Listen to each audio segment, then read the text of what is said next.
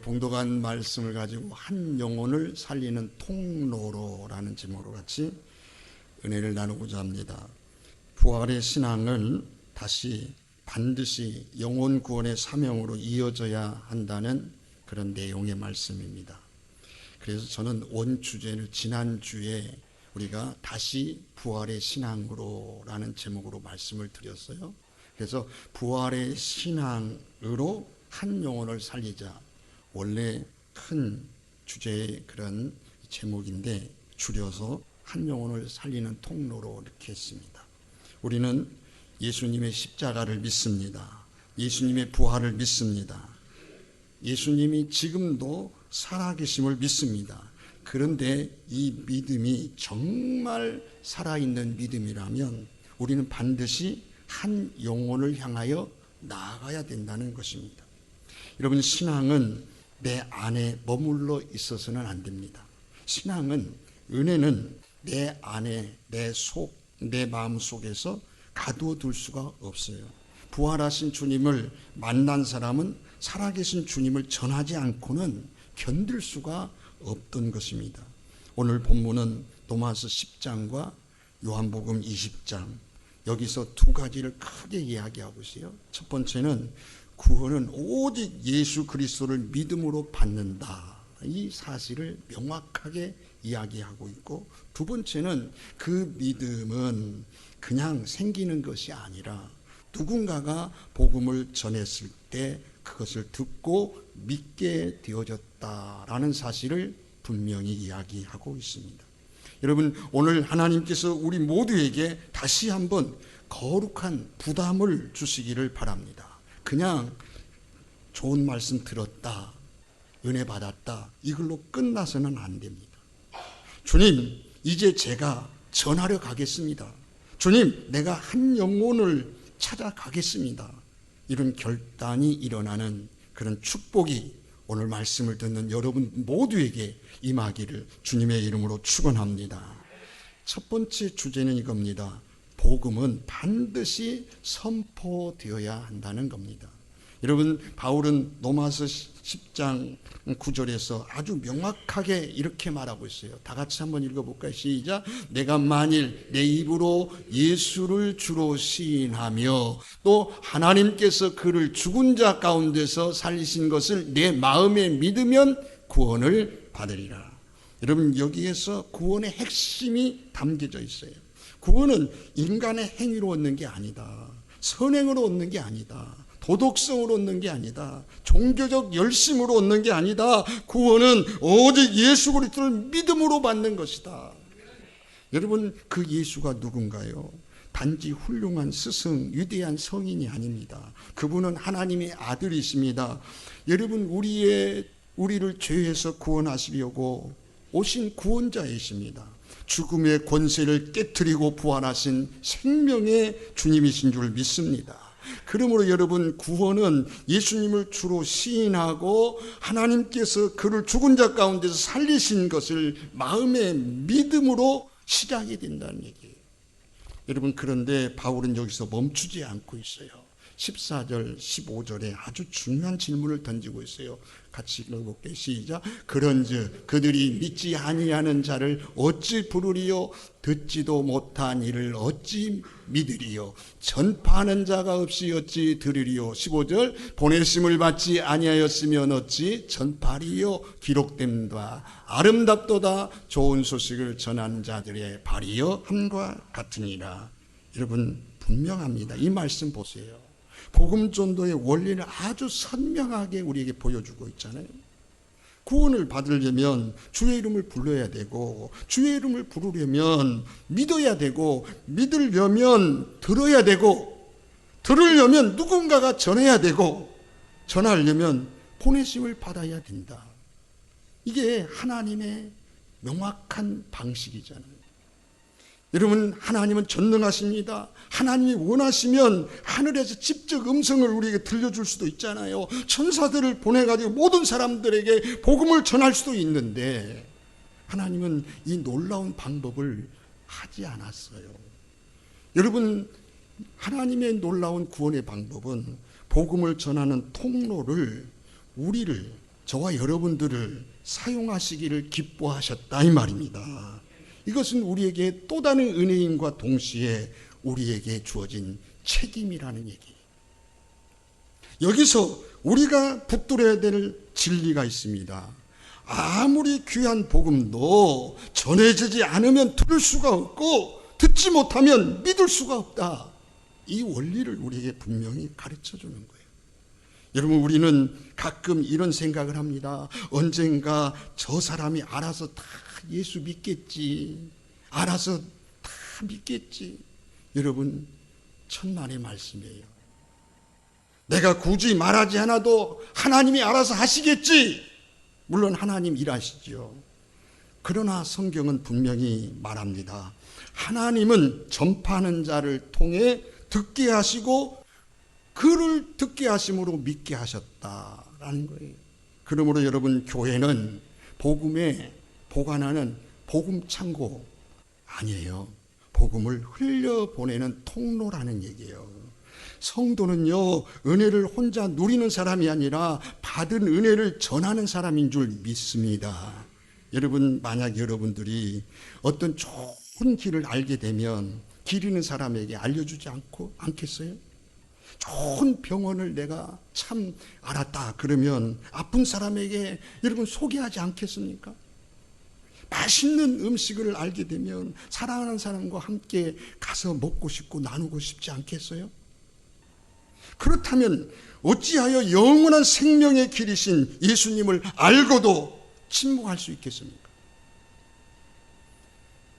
그렇다면 여러분, 복음은요, 죽은 영혼을 살리는 소식입니다. 복음은 절망 속에 있는 사람에게 새 생명을 일으키는 소식이란 말이에요. 그러므로 복음은 반드시 선포되어야 되는 줄 믿습니다. 오늘날 많은 사람들이요, 말보다 삶이 중요하다는 말을 합니다. 저도 그 말에 시인하고 그 말에 동의합니다. 삶이 중요한 거 맞습니다. 오늘날 성도들이 삶이 무너지면 복음의 문이 닫힐 수밖에 없습니다. 여러분, 그러므로 우리는 반드시 삶으로 예수를 보여주는 그런 삶을 살아내야 됩니다. 이것도 중요합니다. 그러나 동시에 분명히 말도 해야 된다는 얘기입니다. 삶으로만은 복음이 완성되지 않습니다. 삶으로 보여줘서 마음 문을 열리고 마음을 움직여서 내가 복음을 전해야만 하나님 구원의 역사를 이루시는 거예요. 왜 내가 예수를 믿게 되었는지, 내가 이렇게 사는 건지, 내가 왜 소망을 잃지 않고 이렇게 용기 있게 살아가는지, 내가 왜 참으로 깨끗이 누군가를 정말 도저히 용서할 수 없는 상황에서 용서하고 사는 건지, 내가 예배를 소중히 여기고 살아가는 건지, 내가 부활을 믿는 건지, 왜 내가 예수님이 없이는 살 수 없는지, 이 말을 해야 알잖아요. 여러분, 전도는 응변대회가 아니잖아요. 전도는 논쟁에서 이기는 기술이 아닙니다. 전도는 완벽한 설명을 잘해서 내 실력을 자랑하는 것도 아닙니다. 전도는 내가 만난 예수님을 진실하게 전하는 거예요. 나는 예수를 믿고 이렇게 달라졌다. 내 절망 속에서 나를 붙드신 주님이, 나를 붙드신 분이 바로 주님이시다. 예수님이시다. 이런 진실한 고백이 여러분 복음의 시작인 거예요. 여러분 한번 보세요. 하나님은 완벽한 사람을 쓰시는 게 아니라 오늘도 순종하는 사람을 통해서 역사하시는 하나님이신 줄 믿습니다. 오늘 이 시간 주님께서 우리 안에 다시 복음의 불을 붙여주시기를 소망합니다. 소망합니다. 침묵했던 입술이 열리게 하시고 두려워했던 마음이 담대해지게 하시고 복음을 부끄러워하지 않는 믿음을 다시 한번 우리 모두에게 부어주시는 하나님의 은혜가 있기를 주님의 이름으로 축복합니다. 요한복음 20장 21절을 한번 보시면 이런 말씀에 다 같이 읽어볼게요. 다시 시작. 예수께서 또 이르시되 너희에게 평강이 있을지어다. 아버지께서 나를 보내신 것 같이 나도 너희를 보내노라. 여러분, 이 말씀은 짧지만 우리 존재 이유를 더 흔드는 아주 귀중한 말씀입니다. 여러분, 예수님은 먼저 제자들에게 평강이 있을지어다 라고 축복하셨어요. 두려움에 떨고 있는 제자들에게 평안의 복을 주셨습니다. 그런데요, 그것은 끝나지 않았어요. 곧바로 그 평안을 받은 제자들에게 세상으로 보냅니다. 여러분, 이 순서를 잘 보세요. 주님은 먼저 우리를 살리시고 그 다음에 우리를 보내신다. 먼저 은혜를 주시고 그 다음에 사명을 맡기시더라. 먼저 부활의 기쁨을 누리게 하시고 그 다음에 부활의 증인으로 세우시더라. 그러므로 여러분, 사명은 부담이기 전에 은혜 받은 자의 당연한 응답인 거예요. 여기서 중요한 것은 여러분, 예수님이 나도 너희를 보내노라 하셨습니다. 그러므로 우리 예수 믿는 사람은 단지 교회 다니는 사람이 아닙니다. 단지 예배에 참석하는 사람이 아니에요. 단지 복 받기를 원하는 사람이 아니라 주님으로부터 보내심을 받은 사람입니다. 여러분, 우리는 흔히 선교라는 말을 하면 해외로 나가서 선교하는 선교사만 떠올립니다. 물론 그런 선교사님들의 사역 너무나도 귀하고 중요합니다. 그러나 성경은요, 모든 성도가 자기 삶의 자리에서 보냄을 받은 존재라는 사실입니다. 어머니는 가정에 보냄받은 선교사고, 아버지는 일터로 보냄받은 선교사고, 학생들은 학교로 보냄받은 선교사고, 직장인들은 직장으로 보냄받은 선교사고, 사장은 사업장으로 보냄받은 선교사고, 그리고 나이 드신 어르신 성도님들은 기도의 자리, 삶의 자리가 내가 보낸 선교사, 내 선교지란 말이에요. 그러므로 여러분, 우리가 서 있는 자리는 우연히 주어진 곳이 아닙니다. 그 자리는 바로 선교지라는 거예요. 여러분, 우리가 매일 만나는 가족, 친척, 이웃, 동료, 친구, 거래처, 손님, 학생들, 학부모들, 환자들, 이 모든 만남이 다 우연이겠습니까? 하나님은 사람을 통해 사람에게 다가가시잖아요. 하나님 어떻게 직접 우리에게 다가오세요? 다 죽지요. 하나님은 반드시 사람을 통해 사람을 만나게 하시고 다가가시는 거예요. 그러므로 내가 서 있는 그 자리에 이미 하나님이 주신 복음의 현장이다. 여러분, 문제는 뭘까요? 우리가 이 사명을 너무 자주 잊어버린다는 사실입니다. 하루를 살아가는데, 저도 한번 보세요. 제가 일기는 안 쓰더라도 일기 비슷한 거 써요. 항상 아침에 일어나서 해야 될 일을 점검하고, 저녁에 한 거에 대해서 다시 점검하고. 여러분, 쭉 점검해 보면 오늘도 엄청 바쁘게 살았네, 오늘도 열심히 살았네. 여러분, 하루를 바쁘게 살다 보면 우리는 어느새 여러분 이걸 잊어버려. 나는 보냄을 받은 자다. 나는 보냄을 받은 자다. 이 의식을 잃어버리는 거예요. 이걸 놓쳐버리는 거예요. 여러분, 직장에서는 막 서로 경쟁이잖아요. 성과만 올리려고 하고, 학교 학생들은 경쟁만 보이고, 가정에서는 계속 반복되는 일상만 보이고, 이웃을 만나도 영혼보다 관계의 편리성과 불편함을 보게 되어서 편리하면 좋아하고 불편하면 답답하고. 그런데 여러분, 부활하신 주님은 오늘 또 내가 너를 보낸다. 이 사실, 이 말씀은요, 명령이면서도 동시에 우리에게 위로를 주는 말씀이에요. 왜냐하면 나 혼자 가는 것이 아니잖아요. 보내신다고 하시면서 너만 가라가 아니잖아요. 보내신 그 주님이 내가 함께 가겠다는 거 아니겠습니까?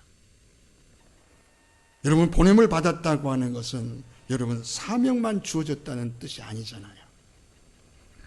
여러분, 보냄을 받았다는 그 놀라운 그 이면에는 뭐가 있습니까? 권세도 함께 주셨다는 것이죠. 능력도 함께 주셨다는 거예요. 성령의 역사도 함께 가신다는 겁니다. 여러분, 제자들을 보십시오. 그들은 강한 자가 절대 아니었습니다. 십자가 앞에 무너졌던 사람들이고, 문을 닫고 숨어 있던 사람들이고, 두려움 속에 떨던 사람들이었습니다. 그런데 부활하신 예수님을 만난 후로부터 그들은 세상으로 담대하게 나갔어요. 자기들을 죽이겠다고 아우성치는 그 사람들 앞에서도 복음을 전했습니다. 어떻게 그럴 수가 있겠습니까? 부활하신 주님이 그들을 보내셨기 때문입니다. 그런데 우리가 전도하지 못하는 이유는요, 자꾸만 내 능력을 보기 때문입니다. 내가 말도 못하는데, 내가 성경 지식도 짧은데, 나는 믿음이 약한데, 내가 실패하면 어떡하지? 그런데 오늘 말씀은 뭐라고 해요? 네가 얼마나 잘하느냐, 거기에 초점이 맞춰진 게 아니에요. 누가 너를 보냈느냐? 누가 너를 보냈느냐? 누가 너와 함께 하느냐?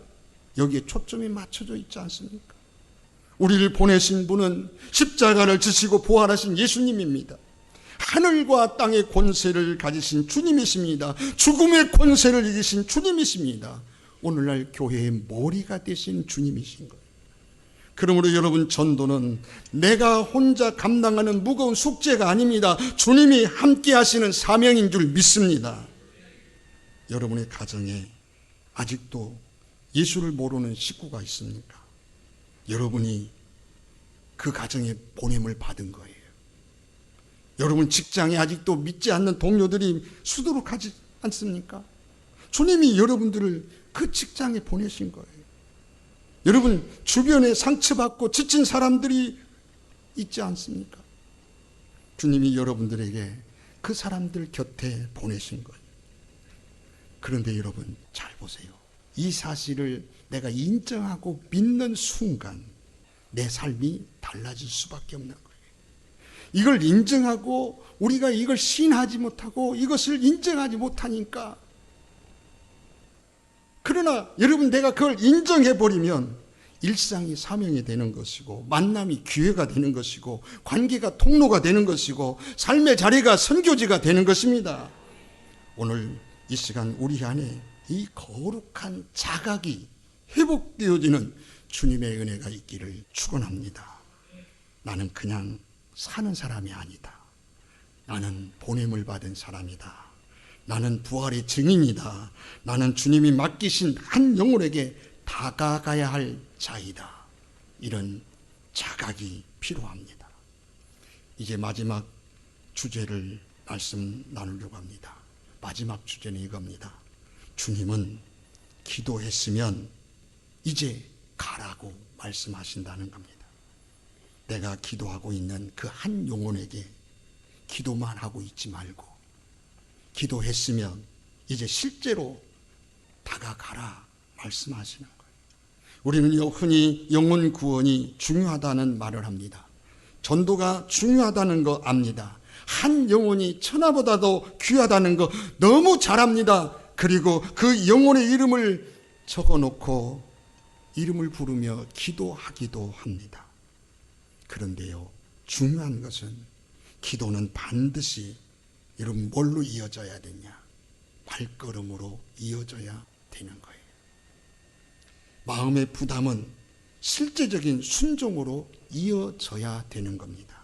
하나님이 우리 마음에 품게 하신 그 한 사람에게 이제 실제로 내가 사랑과, 여러분 주님의 사랑과 그런 마음으로 찾아가야 되는 겁니다. 도마서 10장 말씀처럼 듣지 못하면 믿을 수가 없습니다. 누군가가 사람 곁으로 가야만, 누군가가 입을 열어야만, 전하는 자가 있어야만, 누군가가 사랑의 손을 내밀어야만 구원받을 수가 있는 거예요. 많은 경우 우리는 이런 말을 합니다. 저는 그 사람을 위해 오랫동안 기도해 왔습니다. 물론 그게 너무 귀한 일입니다. 여러분, 기도는 전도의 시작이니까요. 기도 없이는 전도를 생각할 수 없으니까요. 그러나 기도만 하고 다가가지 않는다면 마치 순종의 문 앞에 멈춰 있는 똑같은 거예요. 기도했으면 다가가야 될 책임이 있는 거예요. 한 영혼에게 다가간다는 것은 거창한 것부터 시작되는 게 아닙니다. 처음부터 긴 복음을 설명을 다 하는 것도 아닙니다. 억지로 밀어붙이는 것도 아닙니다. 여러분, 다가감은 아주 작은 것에서 시작될 수 있습니다. 안부를 묻는 거예요. 식사 한 번을 하는 겁니다. 차 한 잔을 나누는 거예요. 아픈 곳이 없는지 살피는 겁니다. 힘든 일이 있는지 들어주는 겁니다. 필요한 도움이 있으면 서로 여러분 필요를 나누는 겁니다.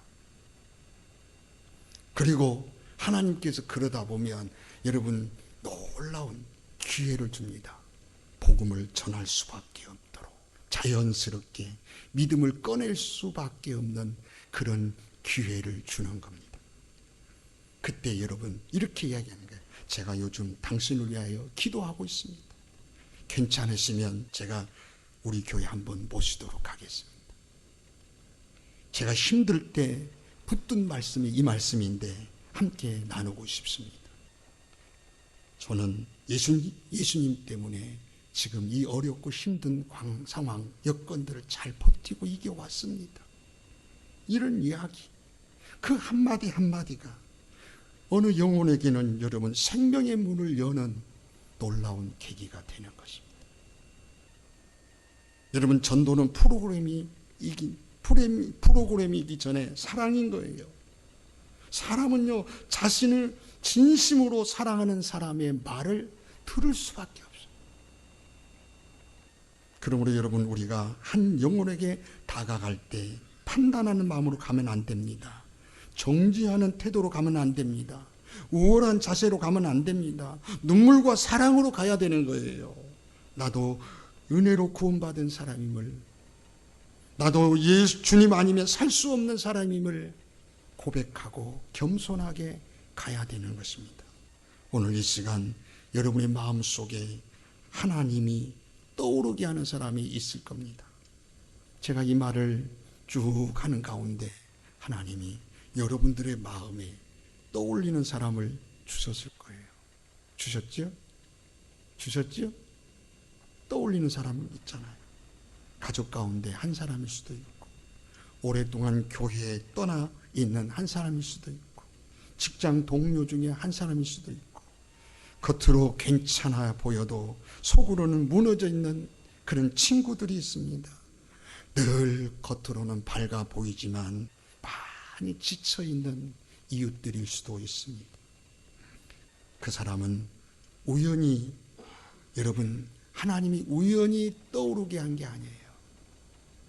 기도하다가, 예배드리다가, 말씀 보다가 우연히 떠오르는 게 아니에요. 어쩌면 하나님께서 여러분들에게 맡기신 한 영혼일 수 있는 거예요. 그렇다면 이제 우리는 미룰 수가 없는 겁니다.